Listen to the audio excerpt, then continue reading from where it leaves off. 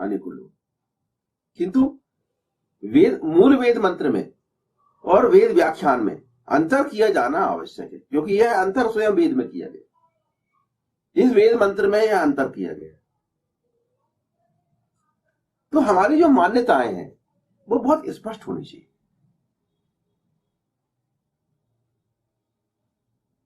और इसके लिए स्थान है। तो जब उसको अलग अलग परिगणित किया गया है तो हमें भी अलग अलग ही मानना चाहिए। हमें भी कभी भी किसी भी विषय में हमें भ्रमित नहीं रहना चाहिए,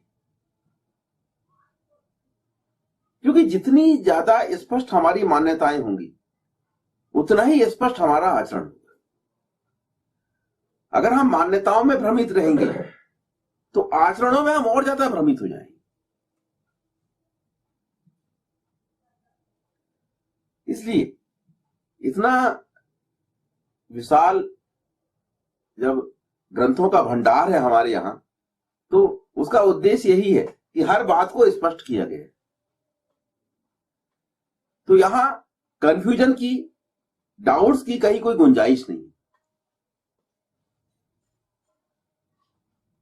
वेद का विस्तार करने की आवश्यकता क्या थी, क्यों थी? इसलिए तो थी ताकि लोग किसी भी विषय में कंफ्यूज ना हो, किसी विषय में भ्रमित ना हो। उन्हें हर विषय में यथावत जैसा है वैसी जानकारी प्राप्त होना चाहिए।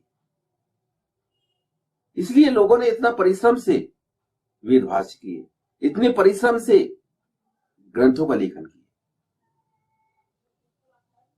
लोगों ने पूरी आयु अपनी इसमें लगा दी है। तो लोगों को उस लेखन का फायदा उठाने का पूरा हक है, क्योंकि उसका उद्देश्य यही था। तो वेद पर आधारित अनेकों ग्रंथों का लेखन किया गया, अनेकों वेदभाष्य आज पाए जाते हैं, अनेकों वेद व्याख्यान पाए जाते हैं।